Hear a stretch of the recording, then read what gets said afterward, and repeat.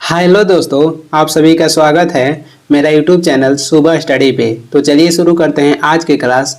आज हम लोग पढ़ेंगे जो इडोटेरिया का 7500 जीके बुक है उसका अगला पार्ट। तो चलिए शुरू करते हैं। इसमें पहला क्वेश्चन हो जाएगा, सांसद आदर्श ग्राम योजना की प्रेरणा स्रोत निम्न में से कौन थे। तो संसद आदर्श ग्राम योजना के प्रेरणा स्रोत कह रहा है कि कौन थे इसमें, तो इसमें थे महात्मा गांधी। संसद आदर्श ग्राम योजना की शुरुआत 11 अक्टूबर 2014 को की गई थी। सरदार जो वल्लभ भाई पटेल थे, इनका कहेगा संबंध किससे हो जाएगा, तो बारदोली सत्याग्रह से हो जाएगा, जिसका संबंध हो जाएगा सरदार पटेल से। और बारदोली जो सत्याग्रह हुआ था ये 1928 में हुआ था। सरदार वल्लभ भाई पटेल को बारदोली सत्याग्रह में ही सरदार की उपाधि दी गई थी वहाँ के महिलाओं द्वारा और महात्मा गांधी के कहने पर। लाल बहादुर शास्त्री ये प्रथम प्रधानमंत्री थे जिनका मृत्यु इनके कार्यकाल में हुआ था। और ये कहाँ पे हुआ था, तो ये हुआ था ताशकंद में। जब ये गए थे ताशकंद समझौता करने, तब ताशकंद समझौता कब हुआ था, तो 10 जनवरी 1966 को। और इनकी मृत्यु भी हुआ था 1966 में। और ये पहला प्रधानमंत्री थे जिनका मृत्यु कार्यकाल के दौरान हुआ था। भारत के प्रथम प्रधानमंत्री हो जाएंगे जवाहरलाल नेहरू, और ये सबसे अधिक दिन तक प्रधानमंत्री रहने वाले व्यक्ति भी हैं। 2 नंबर क्वेश्चन हो जाएगा, भारतीय राजनीति के विदेश नीति का आदर्शवादी चरण माना जाता है, तो यह माना जाता है नेहरू युग को। भारतीय राजनीति के विदेश नीति का आदर्शवादी चरण माना जाता है नेहरू युग को। देश का पहला कहेगा महिला प्रधानमंत्री कौन थी, तो ये हो जाएंगी इंदिरा गांधी। देश के प्रथम महिला प्रधानमंत्री इंदिरा गांधी हो जाएंगी, जो कि पहली बार 1966 में बनी थी। इंदिरा गांधी को भारत रत्न 1971 में दिया गया था, और ये भारत रत्न पाने वाली प्रथम भारतीय महिला हैं। आर्थिक उदारीकरण के पिता किसे कहा जाता है, तो मनमोहन सिंह को आर्थिक उदारीकरण के पिता कहा जाता है। आगे देख लेंगे, 3 नंबर क्वेश्चन हो जाएगा। 3 नंबर है, संसद में पहला लोकपाल विधेयक किस लोकसभा कार्यकाल में रखा गया था, तो ये हो जाएगा चौथी लोकसभा कार्यकाल। लोकपाल नाम किसने दिया था, तो नाम दिए थे एल.एम. सिंधिया। लोकपाल नाम दिए थे एल.एम. सिंधिया। और पहला कहेगा लोका आयुक्त कौन थे, तो पहला लोका आयुक्त हो जाएंगे भारत में पिनाकी चंद्र घोष। पहला लोका आयुक्त ये हो जाएंगे पिनाकी चंद्र घोष। आगे देख लेंगे, अगला क्वेश्चन हो जाएगा 4 नंबर, स्थगन प्रस्ताव के लिए कितने सदस्यों की समर्थन की आवश्यकता होती है, तो ये हो जाएगा सदस्य की संख्या 50, और लोकसभा के अध्यक्ष की सहमति भी होना चाहिए। स्थगन प्रस्ताव के लिए कह रहा है कितने सदस्यों की समर्थन की आवश्यकता होती है, तो 50 सदस्य, और इसमें लोकसभा अध्यक्ष की सहमति भी होना चाहिए। और ये लोकसभा तथा राज्यसभा दोनों के लिए लाया जाता है। आगे देख लेंगे, 5 नंबर हो जाएगा। 5 नंबर क्वेश्चन है, भारतीय न्यायिक प्रणाली में रिट यानी कि हैबियस कॉर्पस का शाब्दिक अर्थ क्या है, तो इसका अर्थ हो जाएगा आपको बंदी प्रत्यक्षीकरण का अधिकार प्राप्त होगा। यानी कि आप इसमें होता है कि शरीर उपस्थित करें। जो हैबियस कॉर्पस है इसका शाब्दिक अर्थ होता है कि शरीर उपस्थित करें। हम आदेश देते हैं, इसका क्या हो जाएगा, इसका हो जाएगा परमादेश के अर्थ होता है कि हम आदेश देते हैं। सर्वोच्च न्यायालय 5 प्रकार के रिट जारी करता है अनुच्छेद 32 के तहत, और उच्च न्यायालय 5 प्रकार के रिट जारी करेगा अनुच्छेद 226 के तहत। और ये दोनों 5 प्रकार के रिट जारी करते हैं, उच्च न्यायालय और सर्वोच्च न्यायालय दोनों। 6 नंबर क्वेश्चन हो जाएगा, अगस्त 1953 में भारत सरकार द्वारा गठित राज्य पुनर्गठन आयोग के निम्न में सदस्यों में कौन शामिल थे, तो इसमें शामिल हो जाएंगे जस्टिस फजल अली, के.एम. परिक्कर और हृदयनाथ कंजरू। ये तीनों शामिल थे। और इसमें शामिल नहीं थे तो सर तेज बहादुर सप्रू शामिल नहीं थे। राज्य पुनर्गठन आयोग में तेज बहादुर सप्रू शामिल नहीं थे। ये तीनों गोलमेज सम्मेलन में भाग लिए थे। तेज बहादुर सप्रू जो तीनों गोलमेज सम्मेलन था इसमें भाग लिए थे तेज बहादुर सप्रू, और ये एक आता है भीमराव अम्बेडकर भी तीनों गोलमेज सम्मेलन में भाग लिए थे। और इसमें राज्य पुनर्गठन आयोग में अध्यक्ष थे जस्टिस फजल अली, और इनके साथ कौन थे, तो हृदयनाथ कुंजरू और के.एम. परिक्कर इनके असिस्टेंट थे। आगे देख लेंगे, और जो राज्य पुनर्गठन आयोग के तहत यानी कि भाषा के आधार पर पहला राज्य गठन हुआ था कौन, तो आंध्र प्रदेश। भाषा के आधार पर पहला राज्य गठन हुआ था आंध्र प्रदेश। 7 नंबर हो जाएगा, निम्नलिखित पर्वत श्रेणियों में कौन सबसे प्राचीनतम पर्वत श्रेणी है? तो सबसे प्राचीनतम हो जाएगा अरावली। और ये कैसा पर्वत के उदाहरण है? तो ये अवशिष्ट पर्वत के उदाहरण है। यूराल जो पर्वत है ये यूरोप और एशिया के बीच स्थित है, या कह भी सकते हैं कि जो यूराल पर्वत है ये यूरोप को एशिया से अलग करता है। रॉकीज कैसा पर्वत है? तो ये वलित पर्वत है और ये उत्तरी अमेरिका में स्थित है। आगे देख लेंगे, आगे हो जाएगा 8 नंबर। पश्चिमी भारत के दक्षिणी पार्श्व के क्षेत्र में अधिकतर किस प्रकार की मिट्टी पाई जाती है? तो कह रहा है कि पश्चिमी भारत के दक्षिणी पार्श्व के क्षेत्र में अधिकतर किस प्रकार की मिट्टी पाई जाती है? तो ये पाई जाती है काली मिट्टी। काली मिट्टी के अन्य नाम कहेगा तो रेगुर मिट्टी हो जाएगा। और इसका निर्माण हुआ है ज्वालामुखी के बेसाल्ट चट्टान के टूटने से। लैटेराइट मिट्टी किस लिए प्रसिद्ध है? तो ये काजू के लिए सर्वाधिक उपयुक्त मिट्टी होता है लैटेराइट मिट्टी। और लाल मिट्टी वहाँ पाई जाती है जहाँ पे वर्षा कम होता है। जलोढ़ मिट्टी ये सर्वाधिक उपजाऊ मिट्टी है और भारत में सर्वाधिक मात्रा में उपस्थित मिट्टी भी जलोढ़ मिट्टी है और ये सबसे उपजाऊ मिट्टी भी है। जलोढ़ मिट्टी के कहेगा निर्माण कैसे होता है? तो नदियों द्वारा लाए गए तलछट से जलोढ़ मिट्टी के निर्माण होता है। आगे देख लेंगे, अगला क्वेश्चन हो जाएगा। अगला क्वेश्चन है 9 नंबर। मानसून प्रत्यावर्तन के समय बिहार के मैदानी भाग में किस हवा का प्रभाव रहता है? तो ये हो जाएगा ठंडी पछुआ और उत्तरी हवा। भारत में सर्वाधिक जो वर्षा होता है ये होता है दक्षिण पश्चिम मानसून से, और तमिलनाडु में जो वर्षा होता है ये लौटती मानसून से होता है या उत्तरी पूर्वी मानसून से होता है। आगे देख लेंगे, 10 नंबर क्वेश्चन है। दक्षिण के प्रायद्वीपीय पठार के संबंध में निम्नलिखित कथनों पर विचार कीजिए और उपयुक्त में से सही कथन कौन सा है इसे बताना है। जो दक्षिण के प्रायद्वीपीय पठार है यह गोंडवाना लैंड का ही एक भाग है। दक्षिण के प्रायद्वीपीय पठार यह एक गोंडवाना लैंड का ही भाग है। यह आर्कियन युग की अवसादी चट्टानों से निर्मित है, जो कि यह गलत है। यह पृथ्वी के पुराने भूभाग है और ये काली मिट्टी से ढका हुआ है। यहाँ की चट्टानों में रूपांतरण के साक्ष्य दिखाई देते हैं, ये सही है। 1 और 3 सही है। इसमें कह रहा था कि कौन सा कथन सही है? तो 1 और 3। आगे देख लेंगे, 11 नंबर है।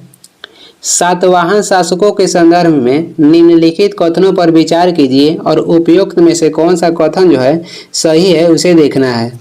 उन्होंने बौद्ध धर्म और ब्राह्मणवाद को संरक्षण दिया। सातवाहन जो शासक थे उन्होंने बौद्ध धर्म और ब्राह्मणवाद को संरक्षण दिए थे, ये सही है। उन्होंने अश्वमेध और राजस्व योगों के प्रदर्शन को पुनर्जीवित किया और इस प्रकार ब्राह्मणवाद को बढ़ावा दिया, ये भी सही है। उन्होंने प्राकृतिक भाषा और साहित्य को संरक्षण दिया था। इसमें तीनों जो कथन है सही है। सातवाहन वंश के संस्थापक कहेगा तो सीमुख थे और राजधानी हो जाएगा प्रतिष्ठान। और जो सातवाहन वंश था ये पहली बार सीसा के जो सिक्का था ये सातवाहन वंश के शासक ने ही चलवाए थे। 12 नंबर क्वेश्चन हो जाएगा। किस प्राचीन स्तूप का नाम धान्यकटक है? तो अमरावती का स्तूप के नाम हो जाएगा धान्यकटक। भरौत जो स्तूप है ये मध्य प्रदेश में स्थित है और इसे बनवाए थे पुष्यमित्र शुंग। 13 नंबर हो जाएगा। ऋग्वेद में कृषि का उल्लेख कितनी बार हुआ है? तो ऋग्वेद में कृषि का उल्लेख हुआ है 24 बार। और ऋग्वेद में इंद्र के लिए 250 ऋचाओं का उल्लेख किया गया है और अग्नि के लिए कहेगा तो 200 ऋचाओं का उल्लेख मिलता है। ऋग्वेद में कितने मंडल है? तो टोटल 10 मंडल है। सूक्तों की संख्या कहेगा तो 228 है और ऋचाएं की संख्या हो जाएगा 10,462 है। आगे देख लेंगे, 14 नंबर हो जाएगा। मौर्य काल में सबसे छोटे स्तर पर कौन सा न्यायालय कार्यरत है? तो जो मौर्य काल में कह रहा है कि सबसे छोटे स्तर पर कौन सा जो न्यायालय था ये कार्यरत था, तो ये हो जाएगा ग्राम सभा। ग्राम सभा हो जाएगा। 16 महाजनपद के उल्लेख किया गया है बौद्ध धर्म के अंगुत्तर निकाय में। वही जैन धर्म कहेगा तो भगवती सूत्र में किया गया है। 16 महाजनपद के उल्लेख मिलता है बौद्ध धर्म के अंगुत्तर निकाय में और जैन धर्म के भगवती सूत्र में। 15 नंबर हो जाएगा। किस चीनी यात्री ने गुप्त काल में कौड़ियों के माध्यम से वस्तु विनिमय में प्रचलन को वर्णित किया? तो ये किया था फाहियान। क्वेश्चन है कि चीनी यात्री में कौन सा चीनी यात्री था जो कि गुप्त काल में कौड़ियों के माध्यम से वस्तु विनिमय में प्रचलन का वर्णित किया था? तो ये था फाहियान। फाहियान चंद्रगुप्त द्वितीय के दरबार में भारत आया था। सबसे पहले कहेगा चीनी यात्री में कौन आया था? तो सबसे पहले आया था फाहियान, उसके बाद आया था संयोगन, उसके बाद आया था ह्वेनसांग और उसके बाद आया था ईद सिंह। ह्वेनसांग आया था हर्षवर्धन के शासनकाल में और ये नालंदा विश्वविद्यालय में अध्ययन किया था और उस समय नालंदा विश्वविद्यालय के कुलपति कहेगा कौन थे, तो ये थे शिलभद्र। आगे देख लेंगे और इसकी पुस्तक के नाम कहेगा तो सी यू की, इसकी पुस्तक के नाम हो जाएगा सी यू की। आगे देखेंगे 16 नंबर क्वेश्चन हो जाएगा, चंद्रगुप्त द्वितीय का संधि विग्रहिक निम्नलिखित में से कौन सा था, तो इसमें हो जाएंगे वीरसेन। कौन था, तो वीरसेन। हरिसेन किसके दरबार में रहता था, तो हरिसेन समुद्रगुप्त के दरबार में रहता था। समुद्रगुप्त के अन्य नाम कहेगा तो कविराज भी इसे बोला जाता था और समुद्रगुप्त ने उपाधि धारण की थी परम भागवत की। और जो प्रयाग प्रशास्त्री अभिलेख था समुद्रगुप्त से संबंधित, प्रयाग प्रशास्त्री अभिलेख, इसकी रचना हरिसेन ने ही किया था। कालिदास और आर्यभट्ट चंद्रगुप्त द्वितीय के दरबार में ही रहते थे। 17 नंबर हो जाएगा, गुप्त काल में महाबली धिकृत अधिकारी किस विभाग से संबंधित था, तो ये हो जाएगा सेना का सेनापति। गुप्त काल में महाबली धिकृत अधिकारी किस विभाग से संबंधित था, तो सेना का सेनापति था। और प्रशासन गुप्त काल में कहेगा कि प्रशासन की छोटी इकाई कौन थी, तो गुप्त काल में प्रशासन की छोटी इकाई थी ग्राम। और पुलिस विभाग के जो मुख्य कर्मचारी था, पुलिस विभाग के जो मुख्य अधिकारी होते थे उन्हें कहा जाता था गुप्त काल में दंडपाशिक। पुलिस विभाग के जो मुख्य अधिकारी होते थे उसे कहा जाता था दंडपाशिक। जो अन्य कर्मचारी होते थे उन्हें चाट और भाट कहते थे। आगे देख लेंगे 18 नंबर हो जाएगा। 18 नंबर में है मिलान करना है, सूची 1 को सूची 2 से मिलान करना है। पहला में है विद्रोही नेता और उसके बाद विद्रोह के केंद्र है। बहादुर शाह जो द्वितीय था, बहादुर शाह द्वितीय का संबंध कहेगा कहाँ से था, 1857 के विद्रोह में, तो इसका संबंध हो जाएगा दिल्ली से। बहादुर शाह द्वितीय ये 1857 के विद्रोह में दिल्ली से भाग लिया था। बिरजिस कादिर कहेगा तो ये कहाँ से भाग लिए थे, बिरजिस कादिर भाग लिए थे कहाँ से, तो लखनऊ से। और लखनऊ से इनके साथ बेगम हजरत अली भी थे। कुंवर सिंह कहाँ से भाग लिए थे, तो जगदीशपुर से। लियाकत अली कहेगा कहाँ से, तो इलाहाबाद से। लियाकत अली ये पाकिस्तान के प्रथम प्रधानमंत्री बने थे और पाकिस्तान शब्द का पहली बार प्रयोग किए थे रहमत अली, लेकिन पाकिस्तान के प्रथम प्रधानमंत्री कहेगा तो लियाकत अली बने। शब्द दिए थे रहमत अली और पाकिस्तान के प्रथम पीएम बने लियाकत अली। प्रथम गवर्नर जनरल कहेगा तो ये था मोहम्मद अली जिन्ना। कानपुर से कौन भाग लिए थे, तो ये लिए थे नाना साहेब। आगे देख लेंगे 19 नंबर क्वेश्चन हो जाएगा, निम्न में से कौन जहांगीर के समय के प्रमुख चित्रकार नहीं था, तो इसमें जहांगीर के समय चित्रकार नहीं था बसावन। बसावन किसके दरबार के चित्रकार था, तो अकबर के। दशवंत और बसावन ये अकबर के दरबारी चित्रकार थे। बाकी जो था जहांगीर में था बिशन दास, मंसूर, मनोहर और अबुल हसन, ये चारों जहांगीर के दरबारी चित्रकार थे। और जो चित्रकारी की चरम सीमा जहांगीर के शासनकाल में ही पहुंचा था। बाज जो चित्र था ये किसने बनाया था, तो मंसूर। और बैलगाड़ी के चित्र किसने बनाया था, तो अबुल हसन। आगे देखेंगे 20 नंबर हो जाएगा, फ्रांसीसी सहायता से 1755 ईस्वी में एक आधुनिक शस्त्रागार की स्थापना कहाँ पे हुई थी, तो ये हुई थी डिंडीगुल में। कहाँ पे हुई थी, तो डिंडीगुल में। फ्रांसीसी सहायता से 1755 ईस्वी में एक आधुनिक शस्त्रागार की स्थापना हुआ था डिंडीगुल में। फ्रांसीसी क्रांति कब हुआ था, तो ये हुआ था 1789 में। और उस समय किसका शासनकाल था, तो लुई 16वां का। लुई 16वां के शासनकाल था। और जो फ्रांसीसी क्रांति था इससे प्रेरित कौन थे, तो टीपू सुल्तान थे।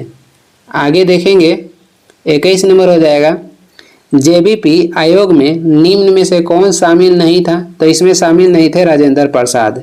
राजेंद्र प्रसाद को देश रत्न की उपाधि कहेगा किसने दिया था, तो ये दिए थे रविंद्रनाथ टैगोर।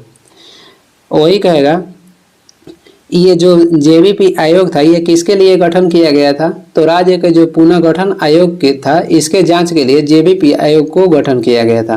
कब, तो 1948 में। 22 नंबर क्वेश्चन हो जाएगा। 22 नंबर है, इलाहाबाद में संपन्न कांग्रेस कार्यकारिणी समिति की बैठक में निम्नलिखित सदस्यों में से एक सदस्य भारत के नाजीवाद, फासिस्टवाद, साम्राज्यवाद विरोधी निश्चित रुख के कारण जापान के विरुद्ध गोरिल्ला युद्ध की अपनी योजना के पक्ष में बहुमत जुटाने में सक्षम हुए थे, तो ये कौन थे, तो जवाहरलाल नेहरू। इलाहाबाद में संपन्न कांग्रेस कार्यकारिणी समिति की बैठक जो कि अप्रैल मई 1947 में हुआ था, इसमें कह रहा है कि निम्नलिखित सदस्यों में से एक सदस्य भारत के नाजीवाद, फांसीवाद तथा साम्राज्यवाद विरोधी निश्चित रुख के कारण जापान के विरुद्ध गोरिल्ला युद्ध की अपनी योजना के पक्ष में बहुमत जुटाने में सक्षम हुए थे जवाहरलाल नेहरू।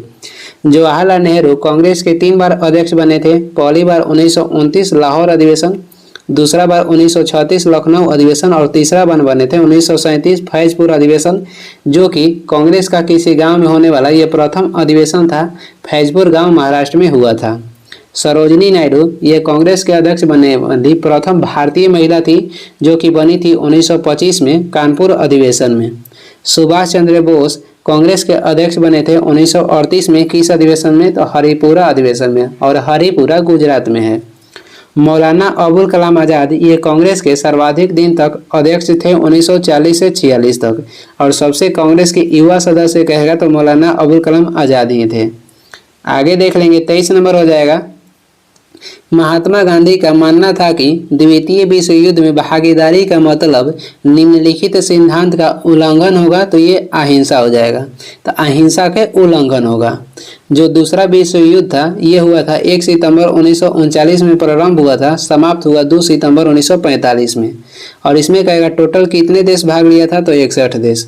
अमेरिका इसमें भाग लिया था 1941 में, और उस समय अमेरिका के राष्ट्रपति रूजवेल्ट थे। आगे देखेंगे, अगला क्वेश्चन हो जाएगा 24 नंबर। कलकत्ता, मद्रास तथा मुंबई में उच्च न्यायालय निम्न में से किस वायसराय के कार्यकाल में अस्तित्व में आया था, तो लॉर्ड कैनिंग के कार्यकाल में कलकत्ता, मद्रास और मुंबई में उच्च न्यायालय गठन हुआ 1862 में। लॉर्ड कैनिंग के कार्यकाल कहेगा था 1856 से 62 तक था। लॉर्ड कर्जन के कार्यकाल में बंगाल के विभाजन हुआ था, और इनका कार्यकाल कहेगा तो 1899 से 1905 तक था। लॉर्ड चेम्सफोर्ड के कार्यकाल में असहयोग आंदोलन की शुरुआत हुई थी, जो कि 1920 में हुआ था, 1 अगस्त 1920 में। कलकत्ता, मद्रास, मुंबई में कहेगा उच्च न्यायालय गठन, तो 1800 उच्च न्यायालय गठन कहेगा कब हुआ था, तो उच्च न्यायालय गठन हो जाएगा 1862 में। और यहाँ पर तीनों में कहेगा कलकत्ता, मद्रास, मुंबई विश्वविद्यालय गठन कब हुआ था, तो 1857 में। कलकत्ता, मद्रास, मुंबई में कहेगा विश्वविद्यालय गठन कब हुआ, 1857, और उच्च न्यायालय गठन कहेगा तो 1862 हो जाएगा। आगे देखेंगे, 25 नंबर क्वेश्चन है। इलाहाबाद की संधि के बाद रॉबर्ट क्लाइव ने मुर्शिदाबाद का उप दीवान किसे बनाया था, तो मुर्शिदाबाद के उप दीवान बनाए थे मोहम्मद रजा खान को। और बिहार के उप दीवान किसे बनाए थे, तो सिताब राय को। बिहार के बनाए थे सिताब राय को, और मुर्शिदाबाद के बनाए मोहम्मद रजा खान को। इलाहाबाद की संधि कब हुआ था, तो 1765 में हुआ था। जब बक्सर की युद्ध समाप्त हुआ 22 अक्टूबर 1764 में, उसके 1 साल बाद इलाहाबाद की संधि हुआ 1765 में। 26 नंबर क्वेश्चन हो जाएगा। यदि किसी गोलीय दर्पण को किसी द्रव्य में डुबाया जाता है तो उसकी फोकस दूरी पर क्या प्रभाव पड़ता है, तो उसकी फोकस दूरी अपवर्तित रहती है। प्रकाश के सबसे अच्छा परावर्तक कहेगा तो ये हो जाएगा समतल दर्पण। प्रकाश के सबसे अच्छा परावर्तक हो जाएगा समतल दर्पण, और समतल दर्पण की जो वक्रता त्रिज्या होती है ये होता है अनंत। दर्पण के कलई करने में किसका प्रयोग किया जाता है, तो ये कहा जाता है सिल्वर नाइट्रेट की। दर्पण को कलई करने में सिल्वर नाइट्रेट का प्रयोग होता है। इसका सूत्र हो जाएगा AgNO3। आगे देखेंगे, 27 नंबर क्वेश्चन है। अतिचालक का लक्षण है, तो अतिचालक का जो लक्षण होता है ये शून्य परागम्यता होता है। शून्य परागम्यता अतिचालक के लक्षण होता है। और कहेगा अतिचालक के प्रतिरोधकता क्या होता है, तो इसके प्रतिरोधकता होता है शून्य। अतिचालक का खोज किसने किया था, तो ये किए थे कैमरलिंग 1911 में। अतिचालक के खोज किए थे कैमरलिंग 1911 में। 28 नंबर हो जाएगा। धुआं किस प्रकार के विलयन का उदाहरण है, तो धुआं गैस में ठोस के विलयन के उदाहरण है। और वायु में आयोडीन कहेगा तो ये भी उदाहरण है किसका, तो गैस में ठोस का। और गैस ठोस में कहेगा, ठोस में गैस का उदाहरण क्या हो जाएगा, तो कपूर में वायु का जो विलयन है ये ठोस में गैस का उदाहरण है। कपूर में वायु का जो विलयन है ये ठोस में गैस का उदाहरण है। और गैस में गैस के कहे उदाहरण क्या हो जाएगा, तो कुहरा, बादल, ये गैस में द्रव्य के उदाहरण हो जाएगा। गैस में द्रव्य के उदाहरण हो जाएगा कुहरा और बादल। गैस में गैस के उदाहरण हो जाएगा वायु और गैस। गैस और वायु, गैस में गैस के उदाहरण, गैस में द्रव्य के हो जाएगा कुहरा और उसके बाद बादल, और ठोस में गैस का उदाहरण हो जाएगा कपूर में वायु का विलयन। आगे देखेंगे 29 नंबर क्वेश्चन है, निम्न में कौन सा एक कोशिकीय हरित शैवाल है? तो इसमें कलेमाइडोमोनास जो है ये एक कोशिकीय हरित शैवाल है। कलेमाइडोमोनास ये एक कोशिकीय हरित शैवाल है। नील हरित शैवाल के अन्य नाम क्या हो जाएगा? तो नील हरित शैवाल के अन्य नाम होता है साइनोबैक्टीरिया, यानी कि नील हरित शैवाल के साइनोबैक्टीरिया भी कहते हैं। स्पाइरोगाइरा क्या है? तो इसमें क्लोरोफिल पाया जाता है, जिसके कारण ये प्रकाश संश्लेषण करने में सफल होता है। 30 नंबर हो जाएगा, निम्न में से किसे पादप जगत का उभयचर कहा जाता है? तो ब्रायोफाइटस को पादप जगत का उभयचर कहा जाता है, यानी कि उभयधर्मी। जो अनावृत बीजी है ये इसके जो बीज होते हैं नग्न पाए जाते हैं, यानी कि इसमें आवरण नहीं होता है। थाइलोफाइटस को क्या कहते हैं? तो इसे वनस्पति जगत के सबसे बड़ा संघ कहते हैं थाइलोफाइटस के। टेरिडोफाइटस में जो पौधे उगते हैं ये उगते हैं नम एवं छायादार जगह पर। आगे देख लेंगे, और एक बच जाता है ब्रायोफाइटस जो है, इसमें इसको तो कहा जाता है उभयचर, पादप जगत के उभयचर ब्रायोफाइटस को कहा जाता है। और इसमें किसका अभाव रहता है? तो संवहन ऊतक के अभाव रहता है। संवहन ऊतक में कौन आ जाएगा? तो जाइलम और फ्लोएम संवहन ऊतक में आता है, और ये ब्रायोफाइटस में इसका अभाव रहता है। 31 नंबर हो जाएगा, इनमें से कौन सा जीव परजीवी पोषक युक्ति को दर्शाता है? तो ये हो जाएगा अमरबेल। इनमें से कह रहा है कि कौन सा जीव परजीवी पोषक युक्ति को दर्शाता है? तो अमरबेल हो जाएगा। अमीबा, मशरूम और ईस्ट ये एक कोशिकीय जीव के उदाहरण है। अमीबा के प्रचलन अंग कहेगा तो ये हो जाएगा कूटपाद। अमीबा के प्रचलन अंग हो जाएगा कूटपाद। और मशरूम जो है ये कवक के रूप में, ये कवक के श्रेणी में आता है। ईस्ट भी कवक के श्रेणी में आता है। आगे देख लेंगे 32 नंबर हो जाएगा, निम्न में कौन सा द्विलिंगी पुष्प है? तो इसमें द्विलिंगी पुष्प हो जाएगा गुड़हल एवं सरसों। द्विलिंगी पुष्प हो जाएगा गुड़हल एवं सरसों, और एक लिंगी पुष्प हो जाएगा तरबूज और पपीता। पपीता और तरबूज एक लिंगी पुष्प है, और द्विलिंगी पुष्प कहेगा तो गुड़हल और सरसों है। 33 नंबर है, यकृत में यूरिया का संश्लेषण किसके द्वारा होता है? तो यकृत में यूरिया का संश्लेषण होता है ऑर्निथिन चक्र द्वारा। ऑर्निथिन चक्र द्वारा यकृत में यूरिया के संश्लेषण होता है। मानव शरीर के सबसे बड़ा ग्रंथि कहेगा तो ये हो जाएगा कौन? तो यकृत होता है। मानव शरीर के सबसे बड़ा ग्रंथि यकृत होता है। क्रेब्स चक्र का वर्णन किसने किया था? तो हैंस क्रेब्स चक्र के वर्णन किए थे 1937 में। और क्रेब्स चक्र के अन्य नाम कहेगा तो साइट्रिक अम्ल चक्र भी क्रेब्स चक्र को कहा जाता है। ग्लाइकोलाइसिस क्या है? तो ग्लाइकोलाइसिस के अन्य नाम अनोक्सी श्वसन भी है। ग्लाइकोलाइसिस के अन्य नाम अनोक्सी श्वसन भी है। आगे देख लेंगे 34 नंबर हो जाएगा, मानव के निम्न अंगों में से कौन एक प्रतिरक्षी अनुक्रिया के प्रदर्शन में शामिल नहीं है? तो ये हो जाएगा मस्तिष्क।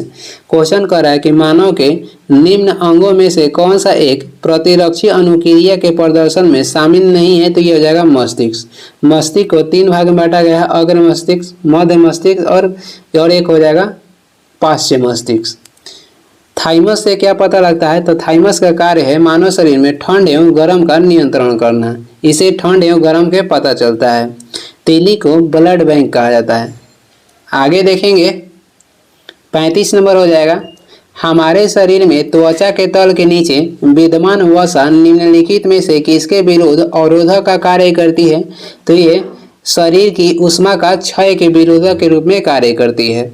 हमारे शरीर में त्वचा के तल के नीचे विद्यमान वसा निम्नलिखित में से किसके विरुद्ध अवरोधक का कार्य करती है? तो शरीर की ऊष्मा के क्षय ये रोकता है। वसा का संश्लेषण कहेगा कहाँ पे होता है? तो वसा के संश्लेषण माइटोकॉन्ड्रिया में होता है, और माइटोकॉन्ड्रिया को कोशिका का पावर हाउस कहा जाता है। माइटोकॉन्ड्रिया के खोज हुआ था 1886 में, और ये किए थे अल्टमैन। नामकरण कहेगा माइटोकॉन्ड्रिया किसने किया था? तो ये किए थे बेंडा। आगे देख लेंगे 36 नंबर हो जाएगा, निम्न में से किस आहार को नाइट्रोजनी आहार भी कहा जाता है? तो प्रोटीन आहार को नाइट्रोजनी आहार भी कहा जाता है। वसा से मानव शरीर में फैट बढ़ता है। प्रोटीन क्या है? तो ये जटिल कार्बनिक यौगिक है। प्रोटीन एक प्रकार के जटिल कार्बनिक यौगिक है। विटामिन से हमें कोई भी ऊर्जा प्राप्त नहीं होता है। कार्बोहाइड्रेट है, इसका प्रयोग मनुष्य के तात्कालिक ऊर्जा लाने के लिए कार्बोहाइड्रेट दिया जाता है और ये कार्बन, हाइड्रोजन और ऑक्सीजन तत्व से मिलकर बना होता है। 37 नंबर हो जाएगा, निम्नलिखित में से कौन से एक यौगिक के तुल्यांकी भार और आणविक भार के समान है? तो ये हो जाएगा सोडियम क्लोराइड और ये साधारण नमक है। रसायन के राजा किसे कहते हैं? तो रसायन के राजा सल्फ्यूरिक अम्ल को कहते हैं। Na2SO4 क्या हो जाएगा? तो ये सोडियम सल्फेट है। आगे देखेंगे 38 नंबर क्वेश्चन है, श्वेत फास्फोरस अंधेरे में किस कारण से दीप्त होती है? तो ये अंधेरे में मंद ऑक्सीकरण के कारण ये अंधेरे में दीप्त होती है। श्वेत फास्फोरस हो जाएगा और पीला फास्फोरस, ये दोनों को जल में रखा जाता है क्योंकि ये वायु से अभिक्रिया कर लेता है।